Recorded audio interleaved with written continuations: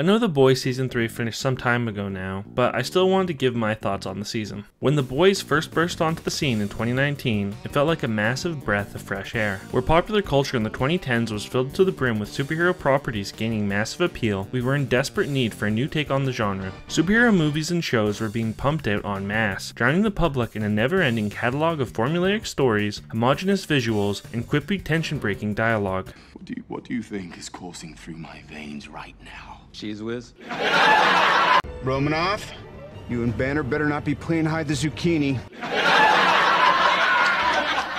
That's not to say that all the superhero movies and shows that came out during this time were bad. It's more to say that after 10 years of the same thing, I was losing interest and was getting massively burned out from the genre. The first 2 seasons of The Boys reinvigorated my interest in the genre as offered a fresh take with excellent execution. With their off-the-wall storytelling and disgusting visuals, The Boys proved that they were not afraid to go there, wherever there was. The show became one of Amazon's flagship properties, and with the 3rd season, they were looking to build off of the successes of the first 2. And while I still think that Season 3 of The Boys is quality television, I think it falls short of its previous 2 iterations, with the finale of the season in particular feeling messy and below the standard that we've come to expect from the show. Where the first 2 seasons are in my opinion incredible from start to finish, Season 3 has a few plot lines that I feel like don't really go anywhere or seem like the time devoted to them could have been better used elsewhere. With that said, I still enjoyed the season, and in this video I'm going to discuss where I think the show succeeded and faltered. I will be looking at the show in detail, so I will be going into full spoilers. For the first time since the beginning of the first season, the 7 actually have 7 members. Well, at least for an episode, until Supersonic is unceremoniously killed off. There's about like a half of an episode this season where there's 7 in the 7th. On the 7 side of things, the season opens up with Homelander at his lowest point following the events of the Season 2 finale. He is forced to go on an apology tour denouncing the woman that he loved as a villain, his tail tucked firmly between his legs as Starlight and Maeve hold the Flight 37 video over his head. I'm a fan of almost everything they do with Homelander this season. Off the hop, he feels humbled, but at the same time as dangerous as ever. He's like a baby with a hand grenade. Eventually he's going to explode, it's just a matter of time. With his approval points falling, and his ability to exert his influence handcuffed by public perception, and the leash Stan Edgar has on him, Homelander exerts his dominance over the few he is able to, namely A-Train and the Deep. These acts give him some satisfaction, but are ultimately a way for him to release some of his pent-up frustration. I can see your girdle, you disgusting fat fuck. Starlight, on the other hand, has in a sense become the new face of the 7, achieving an unheard of approval rating of 96%. Her success leads Stan Edgar to offer her the role of co-captain of the 7, which is done at least in part to put Homelander in his place. What, now that media whore is the face of the 7? She's not. No. Starlight's popularity and access to the Flight 37 video prevent Homelander from tormenting her, making him feel impotent. On the day of his birthday, Homelander goes to save a young girl who was going to jump off a building, only for the news to break at the very moment that Stormfront killed herself. Homelander then pulls off the mask and opens up to this girl in a way that you know she's not going to be walking away alive. This then leads us to Homelander's Sweet 16 birthday bash extravaganza, where Homelander has had enough and has an emotional outburst like the diva that he is. He was pushed too far and all his pent-up anger and frustration comes pouring out into a rant that surprisingly boosts his popularity. This empowers him and he is no longer acting scared. He decides that he can do whatever the fuck he wants and does just that. He ousts Stan Edgar and becomes the person running Vought. He threatens Starlight and weaponizes her popularity for his own gain, forcing her into a sham relationship with him, and he removes every employee that he doesn't trust, putting yes men in their place. He is off of any form of leash, and the people around him are completely helpless to do anything about it. During this time, Starlight had recruited a new hero, Supersonic, to her side, hoping to form a resistance for when an opportunity to eliminate Homelander arrived. Supersonic seemed like a chill dude, but ultimately felt like a missed opportunity to me.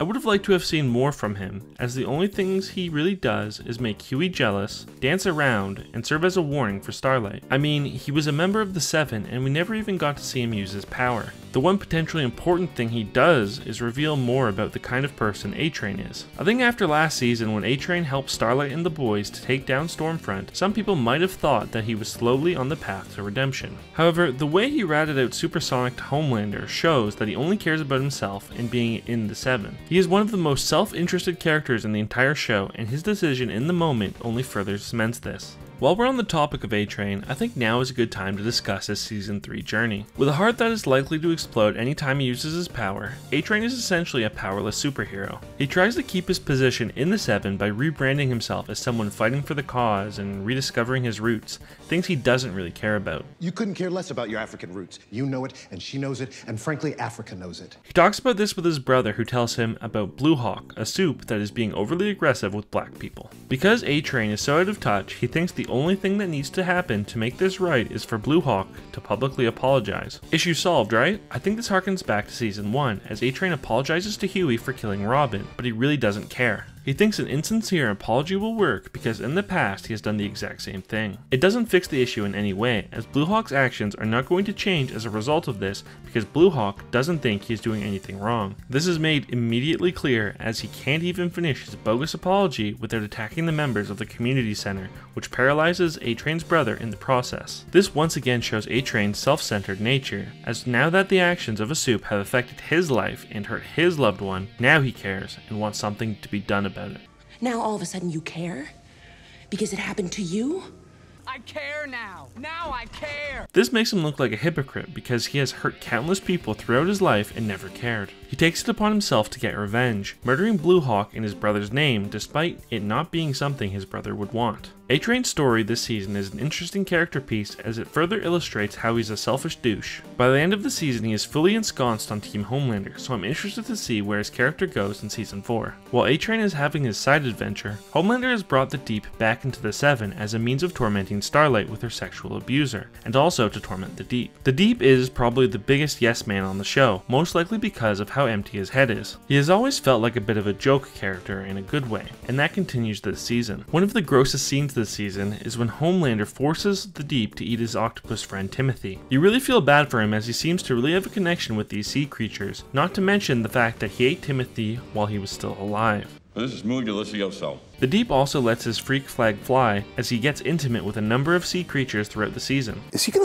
that octopus? It makes sense that they would take his character in this direction, as he is able to form emotional connections with these fish. You guys want to watch Deep Does It in the Blowhole? It furthers his depiction as a perverted weirdo while adding some great humor to the show. Whenever the Deep is enthusiastically talking about his conversations with fish, I always find it so entertaining. This season also sees us spending more time with Black Noir, something that I'm sure almost everyone was excited about. We learn about the man behind the mask as we get to see Noir in flashbacks. He was a member of Payback and had to put up with the abuse from its leader, Soldier Boy. He eventually had enough of it, and with Vought's backing, he has Soldier Boy captured by the Russians. Things don't go exactly according to plan though, as Noir chose the wrong day not to wear his helmet, with Soldier Boy turning his face into Hamburger Helper. After all these years though, when it seems Soldier Boy has returned, Noir is still terrified and flees from Vought Tower to find solace in his lifelong friends. Noir relies on his bestest pals Buster Beaver and company as they tell him that he can't run away from his problems and he needs to face Soldier Boy head on. The scenes where Buster and friends are depicting what happened all those years ago was really great and adds to the surrealist element present throughout the season. Also, the contrast of this big masked superhero relying on his imaginary friends to get him through a tough time is great.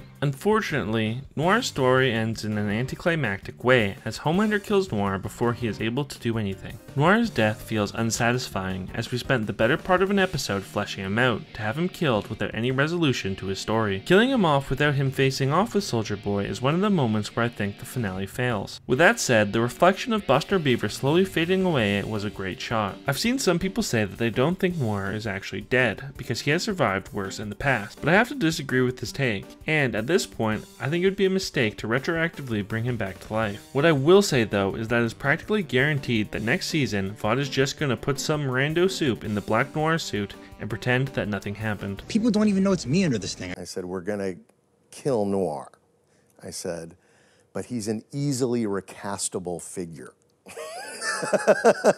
Homelander is finding that running a company is harder than he thought, as a number of his management decisions come to bite him in the butt. He feels insecure whenever anyone doubts him. This does not stop him though. as he continues to exert his will as he takes Maeve into custody. Maeve doesn't really do a whole lot this season, which I think is a bit of a bummer. Homelander locking her up in a room all by herself seems like a pretty good representation of her involvement in this season. I do think that Homelander's decision to try and harvest her eggs to create some sort of super baby is a nice touch though, as it harkens back to his opinion that Maeve is worthy of him. The end of the Herogasm episode when Homelander fights Soldier Boy, Butcher, and Huey is one of the best moments in the season. We get to see Homelander in a desperate situation for the first time. The moment when Soldier Boy yanks Homelander down by his cape is particularly satisfying. No kicks! I think this fight is far superior to the fight we get in the finale, but I will talk about that more later in the video. The main through line on the boys' side of the plot is their plan to find a weapon to kill Homelander. They initially start by looking for the weapon that supposedly killed Soldier Boy, the Homelander before Homelander, but when it turns out that Soldier Boy is still alive, they decide to use him as the weapon. Something crucial to the boys' storyline this season is Temp V, an experimental version of Compound V that gives the user superpowers for 24 hours. This is given to Butcher by Maeve and is a focal point throughout the season. I am lukewarm on this concept, as a bit of a pet peeve I have in power-based shows is when the showrunners eventually give powers to the non-powered characters. It's usually done to further explore the core of the character and to understand what they would do if they were given immense power. I usually don't like it when this happens in stories because I think the non-powered characters ground the story. Some of my favorite parts of The Boys is when these regular people have to figure out a way to defeat a soup that is stronger than them in every way. It forces the characters and the writers to think outside the box. The reason I think storylines where non-powered characters become superpowered are prevalent is because it allows for certain characters to be put more front and center where they would have been previously sidelined during climactic moments. For instance, the writers of The Boys want a big confrontation between Butcher and Homelander,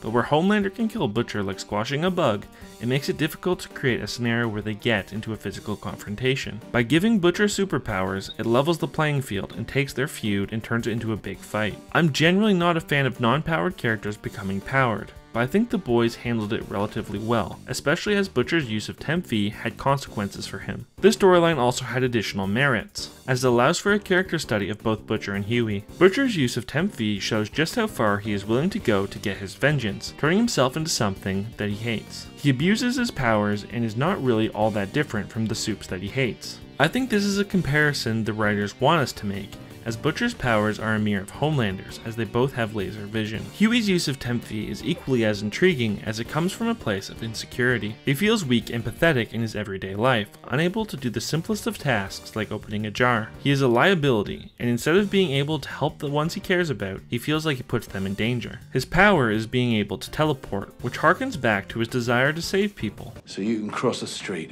run up 4 flights of stairs in 10 seconds like some soup, can you?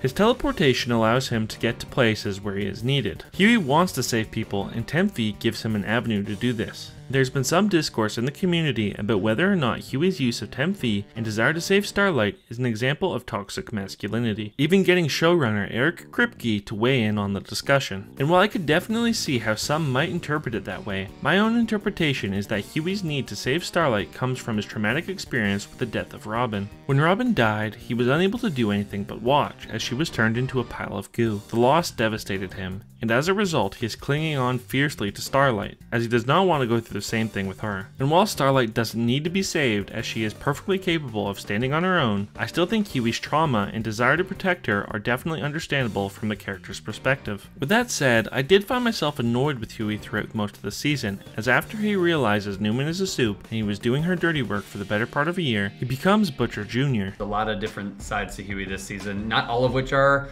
totally likable. He went from trying to solve the issue the right way to overcorrecting and willing to do whatever it takes. His jealousy of Supersonic is kind of annoying, and his decisions, while understandable from a character perspective, are still irritating to watch. It's not a good look, Huey. He does have a satisfying arc in the end though, as he realizes that he shouldn't be taking experimental drugs to temporarily feel powerful, but should instead do what he can to support Starlight and strengthen her. Mother's Milk starts off the season trying to get back to normal life. Unfortunately for him, the trauma he has experienced prevents him from being able to move on and fully be there for his daughter. His ex-wife's new boyfriend is a Homelander fanboy, willing to eat up any line that he is fed. His influence on MM's daughter is something that puts Mother's Milk into difficult scenarios in front of his daughter, and although Mother's Mother's Milk felt shame after punching Todd in the face, I'm very glad that he did it. Mother's Milk is one of the most likable characters on the show, and for a lot of the season, he feels like the voice of reason. The whole point of what we do, the whole goddamn point, is that no one should have that kind of power. One of the weakest things about this season, in my opinion, are Kimiko and Frenchie's storylines. On the Frenchie side of things, his subplot with Sherry and little Nina feels like filler, and in my opinion is some of the least interesting aspects of the season. As the boys are now technically part of the CIA, it feels like they should have been able to deal with Nina and her goons far easier than it ends up being. I just feel like the time devoted to this plot could have been better spent elsewhere, or done in a more entertaining manner. It does further characterize Frenchie though, delving into his past and showing his directionlessness when he is not following someone else's lead. I think ultimately though, its main purpose was to make Kimiko change her mind about her powers. Now in regards to Kimiko, I find myself having a bit of whiplash with her thoughts on her powers. The entire season she is talking about how she is a monster and she hates her powers. So naturally she loses them because of Soldier Boy's depowering ability, which in itself feels weird and inconsistent. She is initially thrilled and spends around an episode or two without any powers before she decides that the grass isn't greener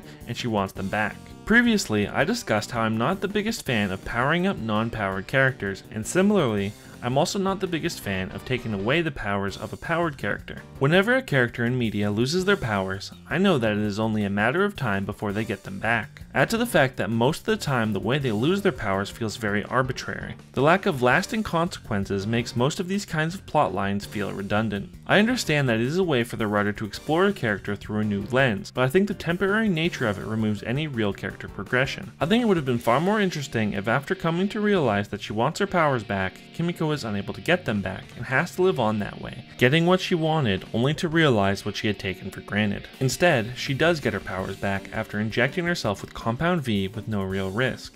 Oh, she say, why do you do this to yourself on purpose? It has previously been mentioned that using Compound V on adults is very unpredictable and can have many adverse effects. I feel like Kimiko getting her powers back is a little too easy considering the temperamental nature of the chemicals she is using to inject herself with. Also, something that added to the whiplash I had when watching Kimiko in her power dilemma was how she acted once she got her powers back. Previously, when she used her powers, she was constantly horrified by the acts they enabled her to commit, but when she gets them back, she is eviscerating people with glee. And I can understand why she wants her powers back, it now being her choice paired with her desire to protect Frenchie. But even still, it feels like she went from one end of the spectrum to the other, from being horrified to taking glee in it while doing a dance number. Speaking of which, throughout the season, Kimiko is shown to have a fascination with music.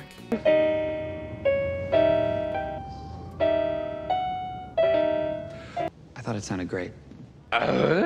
There are a few scenes that break out into some sort of surrealist vision where Kimiko is singing or dancing. For whatever reason, these scenes did not add much value for me, which is odd considering I enjoyed the Vision Footloose dance scene in the Umbrella Academy, but was unmoved by a similar moment in The Boys, where Kimiko and Frenchie have a big choreographed dance number. I don't think the scenes were bad or detracted in any way, but overall I was just kind of neutral about them.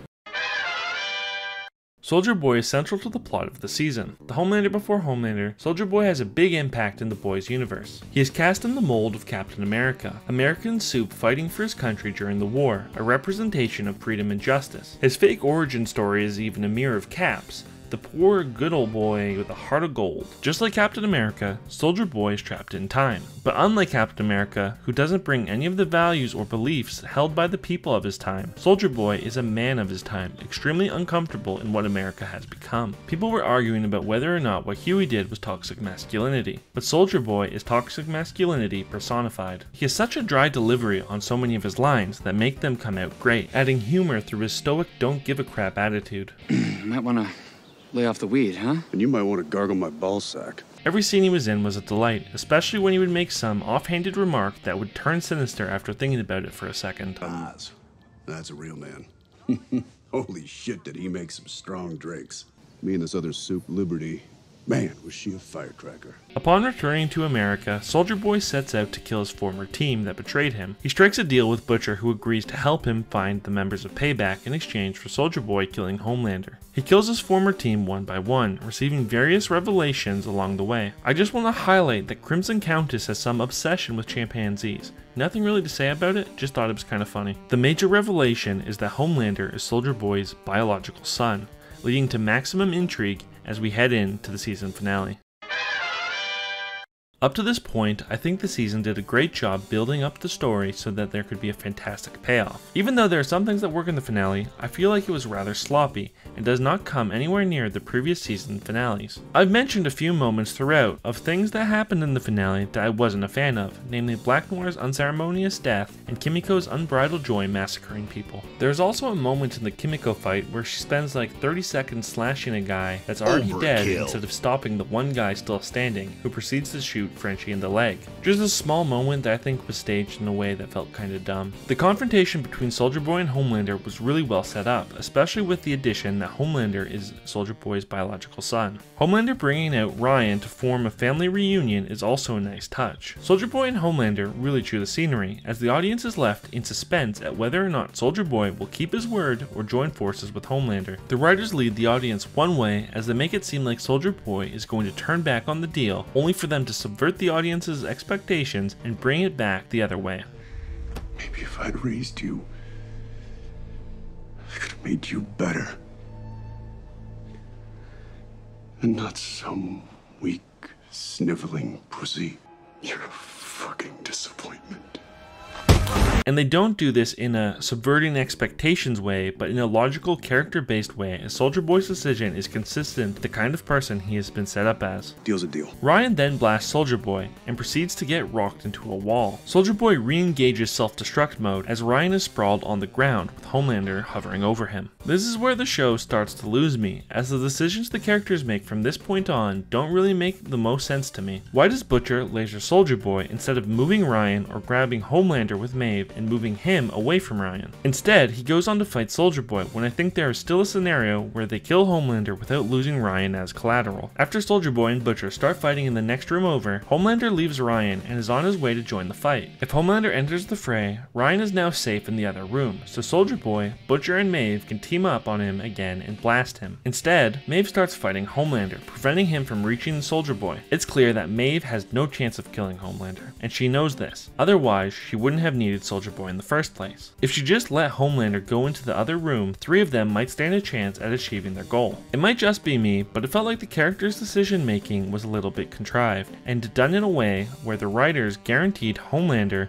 wouldn't be killed by the one thing that could do the job. Then, Starlight and Mother's Milk join the party. Their goal is different than Butcher and Maeve, as they are more focused on saving the lives of the people in the building than killing Homelander. At the time they enter the fight, Huey has already sounded the evacuation, and so even if not everyone is out of the building, I think it's safe to say that most are. And the top floor where they are fighting is definitely clear. They join Butcher in fighting Soldier Boy. During the fight, there is a big moment where Huey decides to help Starlight instead of trying to save her. He does this by juicing all of the lights in the conference room, allowing her to feed off of all of the power. Her eyes glow the brightest they've ever glowed, and she starts levitating off the ground. This massive buildup makes it feel like her attack is going to be crazy powerful, but when she finally does attack Soldier Boy, it feels like a wet fart, as she knocks him over only for him to bounce right back up like nothing happened. Her super attack seemed to do about the same amount of damage as her normal attack did. They then try to gas Soldier Boy with Novichok in order to subdue him and put him to sleep. This moment had me wondering if the Novichok would also work on Homelander. The poison doesn't work fast enough, as Soldier Boy once again opts to use self-destruct, which springs Maeve into action, grabbing Soldier Boy and jumping out of the tower. Now, an issue I've had all season is the inconsistency of Soldier Boy's nuke power. Sometimes when he uses it, it completely obliterates everyone and everything, like when he used it on Crimson Countess, the TNT twins, and when he accidentally used it downtown. Other times he uses it, it just depowers people, like when it depowered Kimiko, and now in the finale when it depowers Maeve.